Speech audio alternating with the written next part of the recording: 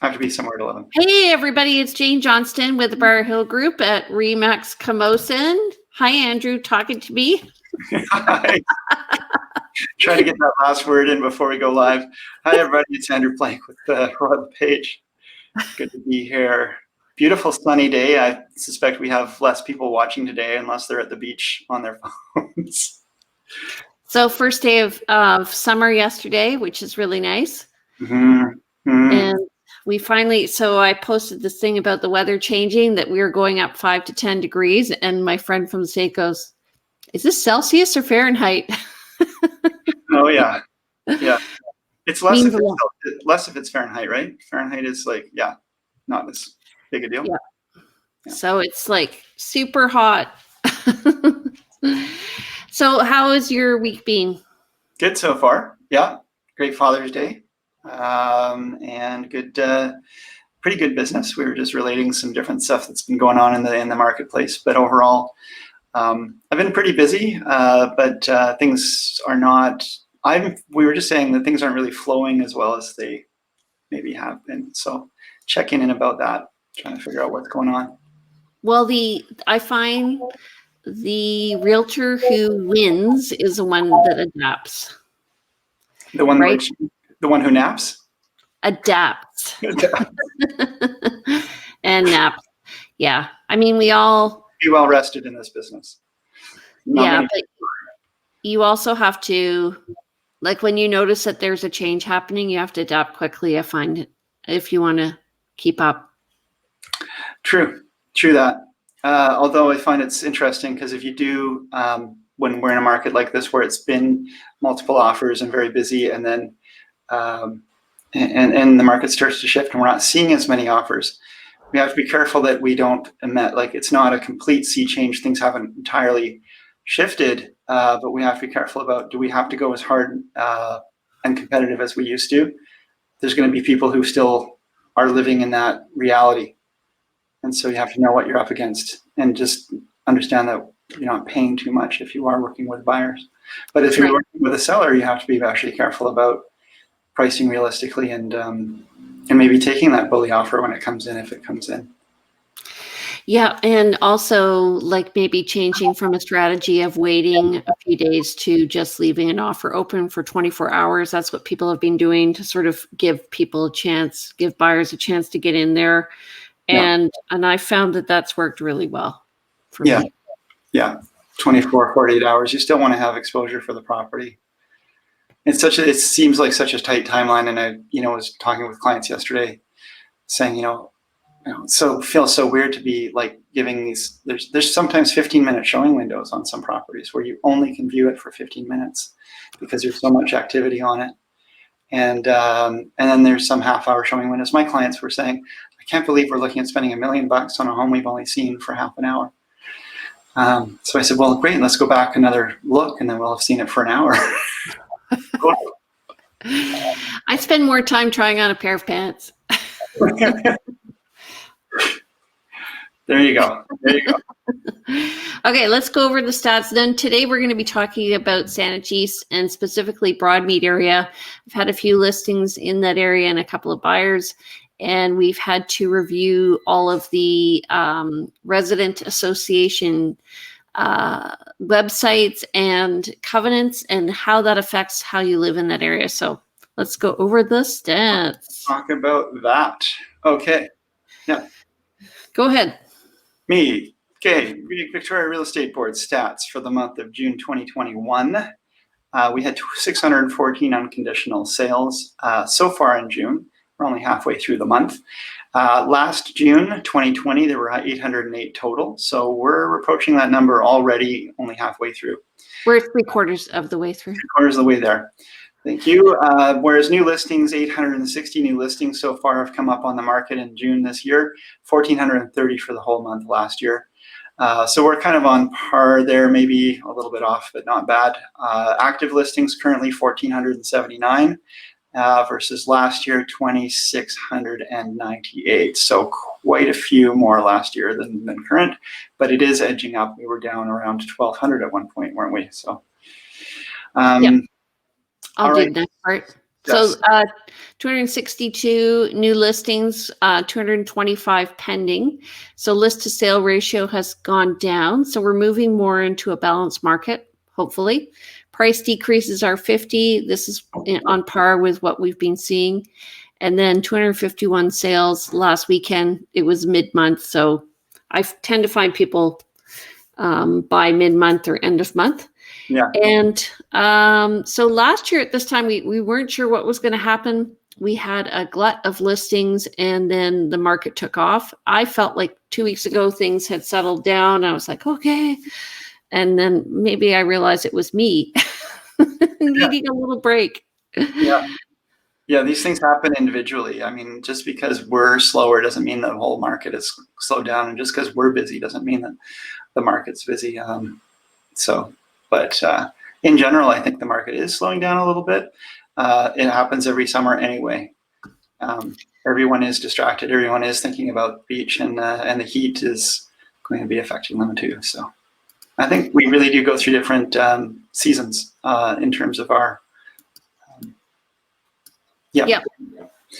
What do we got here, Jane? So we're just looking at different listings in Saanich East. So Saanich East is geographically one of the biggest areas. If I look here, come on, baby, come on up. That's too big. But if I look here, sorry. Saanich East kind of runs. I'm pressing the wrong thing. East of the Pat Bay Highway, running up to Cordova Bay, and running down as far as kind of hillside. No, yeah, hillside-ish area. Saanich East kind of runs around here. You can see, yep. And then it dips down in here, which is just below St. Michael's University School. And it has on the right it has Oak Bay, and on the left it has Oaklands, and so this is the Camosun area. Yeah. So this is the most popular area. Arguably. Pardon? I said arguably. Arguably, because it's also the largest, so it has the most amount of sales. Today we're gonna focus on Broadmead. And so Broadmead area is interesting because it has its own residence, Broadmead Area Residence Association. So there is a website if you're interested, and you can join. It's $20 a month. I'm sure you have to be a member. They have their own monthly magazine. Oh, sorry, Spring and Fall Bugle, which comes out, which talks about what's happening in the area. So you can download that. And then in terms of real estate, it's interesting because the people who developed it were actually realtors. Do you remember who it was? I don't remember who it was. Before my time. The Dewhursts. Oh, really? Okay. Yeah. Well, she was one of the main. And Jeannie Dewhurst. Okay. Yeah.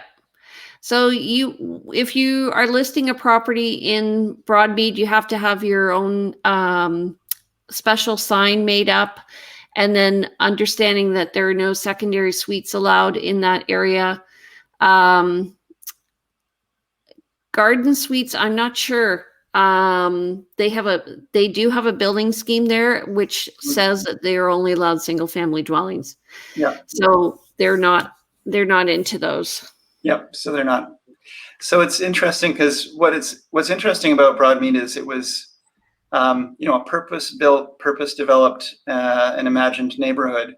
And you've got to think back 40 years ago when they were developing this neighborhood, that it was not, it was far out of what people would have considered sort of central Victoria or the more active areas of Victoria. So it was kind of far away, you might say. It's really become more incorporated into the city in a really great, desirable area now. A lot of 80s homes, a lot of 60s post and beam stuff, some really nice architecture in that area, but you're almost like you're buying into a large Barrowland strata association if you're buying in Broadmead, simply because of the rules, regulations, and the fact that there's a lot more neighbor involvement. And yet that's helped to keep it, more cohesive and have a bit of its own flavor. Yeah, and one thing that's unique about it is they really want to preserve the trees in that area. Yeah. So if you like, some of the properties have views or had views, which they don't anymore because Saanich in particular is very protective of the trees, so it doesn't want you to trim them. You can limb them, but they really want you to go through the process of getting your lot surveyed, and they're protective of the arbutus as well as Gary oaks. Mhm. And they're looking at the diameter of the trunk, but also how that reflects in real estate is that your view can disappear over time. Yeah, absolutely. And one of the things I've noticed when showing properties in Broadmead is just how sometimes dark, and dark can equal damp too. You've got, it's just darker, a little colder, a little bit more organic materials ending up on your roof line and all of that. And yet at the same time, it feels like you're far away from Victoria in quite a nice neighborhood. So I quite like it. I mean, I think we need more nature in our lives. So it's good, but it does mean that you've got more upkeep on your home when you are surrounded by trees. And if so it has a mixture of condos, not very many, townhomes, quite a lot, and houses. So I'm just going to be looking at the single family homes. Mm-hmm. And I actually have some presets set up here. So this is how I look at real estate, what the finished square footage is. A lot of them are around 3,000 square feet, price per square foot, and all of that we'll look at. And then we'll look at average prices. So I'll just bring that up here. This is my handy dandy chart. So when I do a market analysis, this is what I do. I organize it from low end to high end. And actually, hold on, it's not set up there. Is there a way we can make this full screen, I guess? Print to PDF.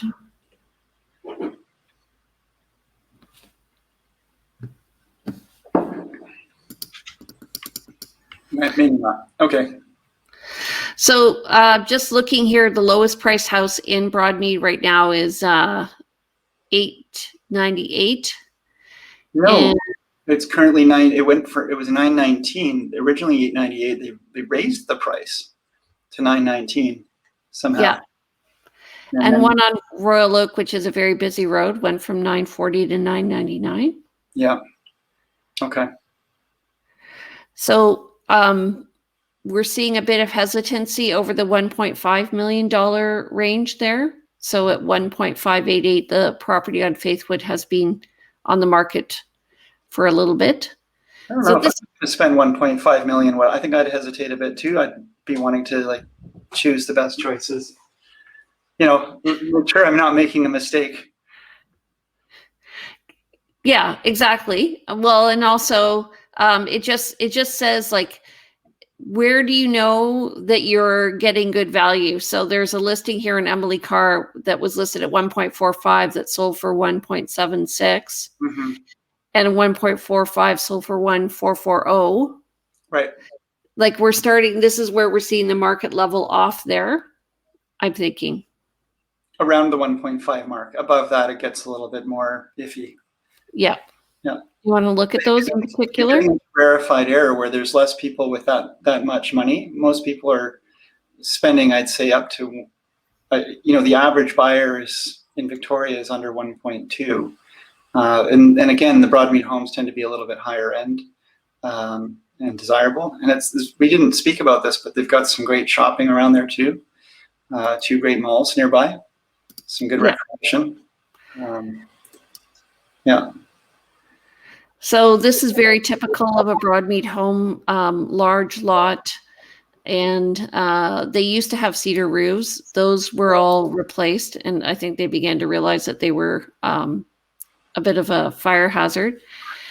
And then the sloping driveway, you can't really see that here, but there were sloping driveways, and then often this kind of West Coast style big window homes. So which often had metal windows. So they weren't very efficient. All of that is changing now. Yeah, because a lot of this was built up in the 80s, and so you've got 1980s windows, West Coast contemporary style homes with big vaulted ceilings and lots of windows.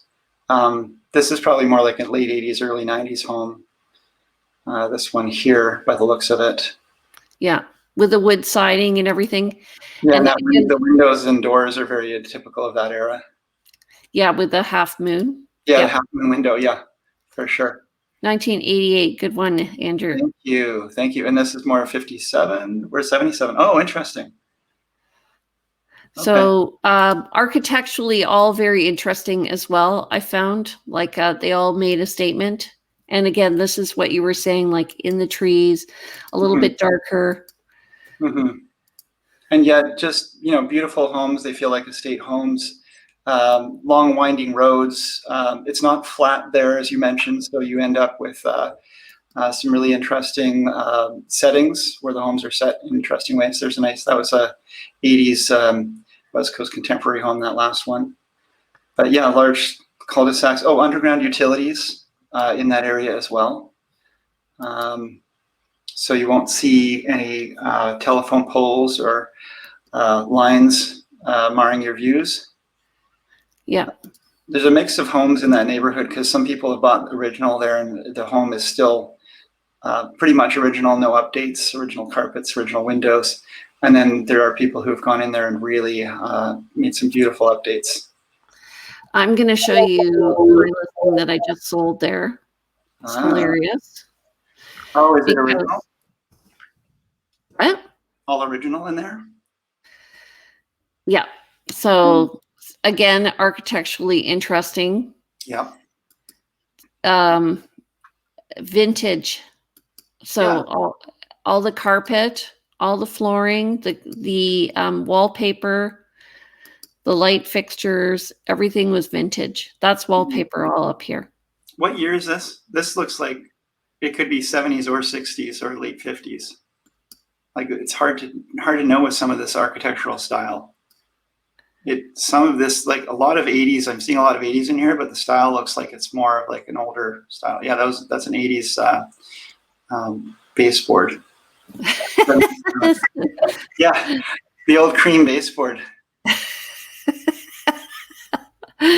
So, but the other things you need to know are, for instance, there's a little area. So this is, I wonder if I can make this smaller. There's a little area just off Royal Oak and east of the highway, which is called Falaise, which is actually not a part of Broadmead. So it's its own little area. And then there's lots of where the cemeteries are. The burial park. Yes. Then there's a walking trail in the area. There's the bog that you can walk around. There's little ponds east Broadmead. So really nice. Yeah. And then if you have a boat or you want to store a recreational vehicle, you're going to have to put it behind a screen or in its own garage.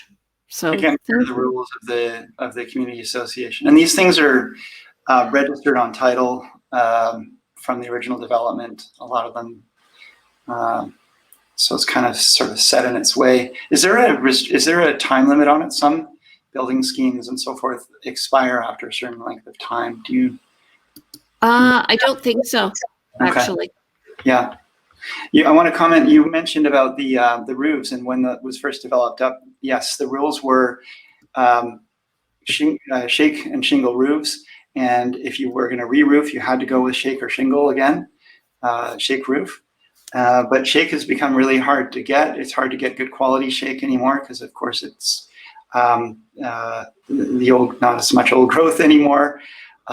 So I guess they've relaxed that rule because the rule technically is still in place, is it not? Yeah, but I think as a group they have also, like the shake shingles used to be really thick. Now they're thin. They don't last any kind of length of time anymore. Yeah. Plus they're not fire retardant, right? So like a regular shingle. Yeah. So anyway, if you want an area where you're going to have control over things and your neighbors are going to care, that's one of the places. But just understand that if you, like for instance, I was looking with the client with a boat. I'm like, okay, well, we're going to have to hide the boat. Right. Yeah. That's one of the things, you get the benefit of the rules, but you also have to live by the rules. But in terms of an area in Victoria that's close to the center, close to the Victoria's amenities, has really beautiful architecture and really interesting homes, it's a great place to be looking. And again, there are people who can, people who are living there in the town. There's beautiful townhouses up in there. Some of them have great views because they're up on the rocks. Great walking trails. The Rithitz Bog is a great place to go, even if you're not living in Broadmead. And of course, again, the shopping of the Royal Oak and Broadmead centers are really easily accessible. And you're near Elk and Beaver Lake, so great spot to go. So, yep. Yes. Good one to focus on today. Thank you, Jane, for suggesting. Yep. So we'll focus on another one maybe next week. Let's talk about Dean Park. Yep, Dean Park's another very similar setup. So. Yeah. All right. If you guys want more information, you can contact Andrew at. You can reach me at 250-360-6106. Email is info@andrewplank.com. And Jane. You can reach me at Jane Johnston. I'm with the BriarHillGroup at REMAX Camosun. My number is 250-744-0775. And I have an email, BriarHillGroup@gmail.com. And you can reach me at one of my two sites, BriarHillGroup.com or VancouverIslandTime.com, which is about lifestyle on Vancouver Island. Excellent. All right, let's make this one a short and sweet. Everyone go out and enjoy the sunshine. Have a good day. I'm off for 3 days camping. See you, everybody. Bye. Bye.